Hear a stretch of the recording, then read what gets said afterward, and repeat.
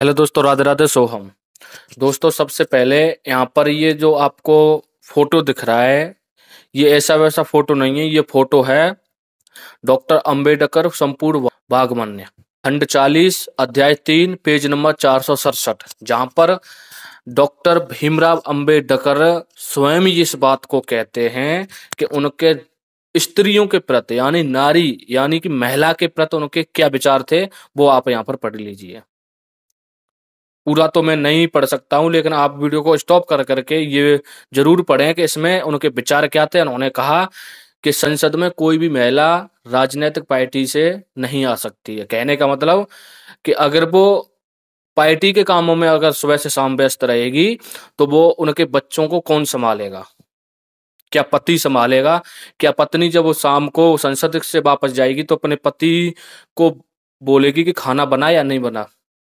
इस प्रकार के उनके महिला के प्रति विचार थे। तो इस बात को समझना बहुत जरूरी है कि डॉक्टर भीमराव अंबेडकर के महिलाओं के प्रति क्या विचार थे। इसका मतलब कोई भी महिला किसी भी शिक्षा प्रणाली में या किसी भी हमारे जो देश की आर्मी वगैरह जितनी भी ये मतलब नौकरियां हैं उनमें उनमें महिला का कोई भी योगदान नहीं होना चाहिए। क्योंकि अगर वो किसी भी नौकरी को करेगी तो उसका सिंपल सा मतलब होगा कि वो नौकरी करेगी, उसके बच्चों को कौन संभालेगा, क्या उसका पति संभालेगा। ये विचार थे डॉक्टर भीमराव अम्बेडकर के। उस बात को मैं क्यों बता रहा हूं वो मैं आपको बताऊंगा। ये एक भड़वा है, एक बड़वा, एक नाजाद पैदाइश है। वो हमारे सनातन धर्म को लेकर के टीका टीक टिप्पणियां करता है, जिसका नाम है जयदेव शास्त्री। ये बौद्ध धर्म से आता है और इसके बौद्ध धर्म की क्या औकात है वो भी इस वीडियो में बताऊंगा। वीडियो को एंड तक जरूर बने रहना। आप लोगों से सभी से मेरा हाथ जोड़ करके निवेदन है, और इस वीडियो को ज्यादा से ज्यादा शेयर करना, उन लोगों के मुंह पर तमाचा मारना। वीडियो को स्टार्ट करते हैं। स्टार्ट करने से पहले यहाँ पर एक वीडियो देखिए। इसने, इस बड़वे ने, इस नाजायज पैदाइश ने, जाहिल ने क्या कहा है, इसको सुनिए।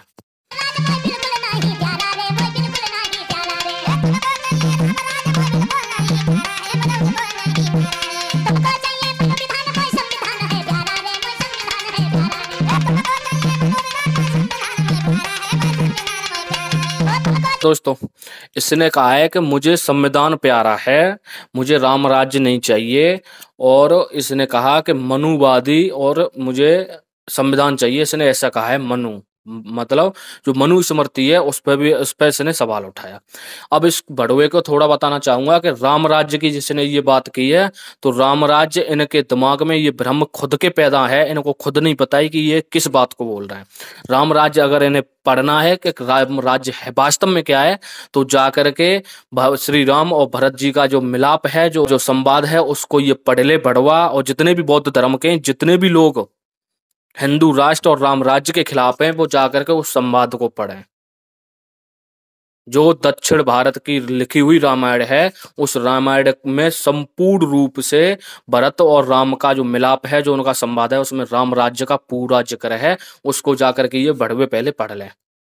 और जो इसने कही मनुवादी की बात, मनु स्मृति के बारे में, तो इस बड़वे को बताना चाहूंगा कि जयपुर हाई कोर्ट में मनु महाराज की प्रतिमा बनाने का प्रस्ताव लाया गया। तो उस पर ऐसे ही कुछ कुतर्कवादियों ने उस पर सवाल खड़ा किया कि मनु जो थे वो नारियों के सम्मान के खिलाफ थे। उन्होंने नारियों के लिए, उन्होंने स्त्रियों के लिए बहुत सी उनको कोई अधिकार नहीं दिया है। तो उस पर बहुत सारी बहस छिड़ी। बहस छिड़ने के बाद वहां पर जो वकील साहब थे, उन्होंने मनु स्मृति को एक एक खंड उसका जज के सामने प्रस्तुत किया। और उसके बाद में जयपुर हाई कोर्ट में मनु स्मृति बनी हुई है, जाकर के ये बड़वा पहले देख ले। तो इससे मुंह लगने की कोई जरूरत है नहीं। आगे की इसकी जो क्लिप है उसको एक बार देखिए।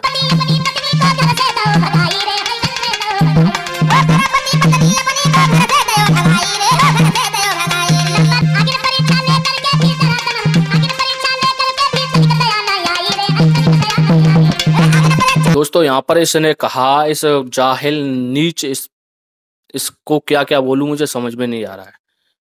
इस नाजायज पैदाइश ने यहाँ पर कहा कि श्री राम के क्या विचार थे नारियों के प्रति, कि उन्होंने अपनी पत्नी को घर से बाहर निकाल दिया, घर से बाहर निकाल दिया, भगा दिया। इसने ऐसा बोला कि उनके विचार क्या थे।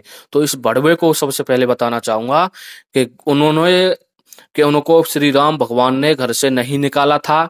ये भगवान श्री राम से उन्होंने प्रस्ताव रखा था माता सीता ने कि मैं गर्भवती हूं और मैं अपने बच्चों का लालन पोषण किसी महर्षि के आश्रम में करना चाहती हूँ, इसलिए मुझे राजपाट में अपने बच्चों की, अपनी संतानों का जन्म नहीं देना है मुझे। ये माता सीता ने कहा था, तब जाकर के वो वनवास में रही। इस बड़वे को सबसे पहले बताना चाहूंगा कि किसी भी धर्म के खिलाफ या और सबसे ज्यादा सनातन धर्म के खिलाफ या हमारे भगवान श्री राम या किसी के भी खिलाफ टीका टिप्पणी करने से पहले 100 बार सोच ले और थोड़ा पढ़ ले हमारे धर्म ग्रंथों को, उसके बाद में टीका टिप्पणी कर। और इसकी ने जो नारियों की बात की है, तो सबसे पहले तो मैं इसको बताना चाहूंगा कि तेरा जो गौतम बुद्ध था वो इतना अत्याचारी था, वो इतना निर्दयी था कि वो अपनी पत्नी को, अपने बच्चे को रात में सोते हुए छोड़ कर गया था। होते हुए अपने बालक को, अपने बच्चे को अनाथ बना दिया।